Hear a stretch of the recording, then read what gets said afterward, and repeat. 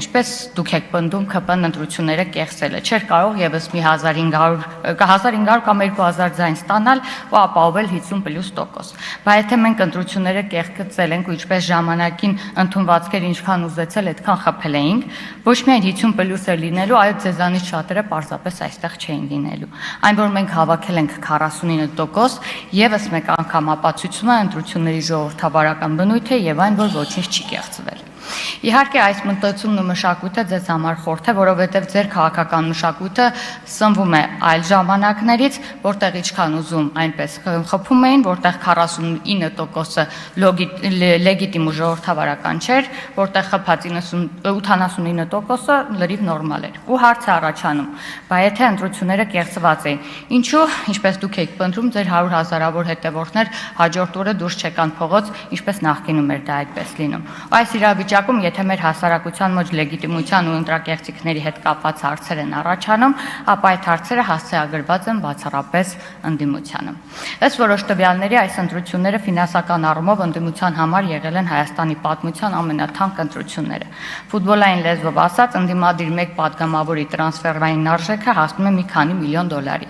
իսկ ընդդիմության հավաքական ֆինանսական կարողությունը կազմում է մի քանի միլիարդ դոլար։ Եվ այս ահռելի ֆինանսական ռեսուրսը տրվել է Հայաստանի Հանրապետության քաղաքացու ձայնը գնելու եւ Հայաստանի պետականության դեմ կռվելու համար։ Ինչևէ մենք դա թույլ չենք տա։ Հարգելի գործընկերներ, երեկվանից մեկնարկել է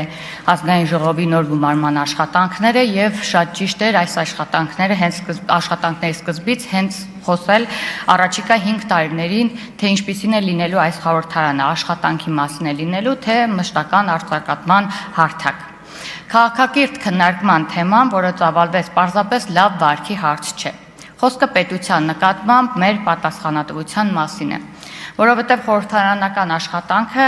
նաև երևում թե որքան հասուն է մեր քաղաքական համակարգը։ Ոչ ոք չի սպասում, որ այս դահլիճում հնչելու են նույն կարծիքները։ Ընդհակառակը, այստեղ պետք է հնչեն տարբեր, նույնիսկ իրարամերժ տեսակետներ, բայց այդ տարբերությունը պետք է դառնա բանավեճ, առաջարկ, աշխատանք, ոչ թե անվերջ աղմուկ, բոյկոտ եւ խորհրդարանի աշխատանքների խափանում։ Սրա մասին խոսում են ոչ թե տեսականորեն, այլ մենք դրա 5 տարվա փորձն արդեն ունենք։ Հիշենք նախորդ գումարման հենց առաջին նիստը։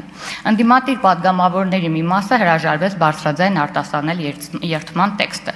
Ոմանք փոխեցին իրենց հայտարարություններով այդ տեքստը, ոմանք ընդհանրապես չերթվեցին։ Բայց պատգամավորի երթումը, սիրելի հարգենակիցներ, սիրելի ընդդիմություն, իշխանության եւ մեծամասնության տրված խոստում չէ։ Դա պարտավորություն է Հայաստանի Հանրապետության եւ մեր քաղաքացիների առաջ։ Ես այն ժամանակ առաջարկությամբ հանդես եկա, որ պատգամավորները գոնե ստորագրեն երթման տեքստի տակ։ Նպատակը շատ պարզ էր։ Անկախ մեր քաղաքական տարաձայնություններից, քաղաքացին պետք է վստահ լինի, որ իր ընտրած պատգամավորը ընդունում է պետության առաջ իր պատասխանատվությունը։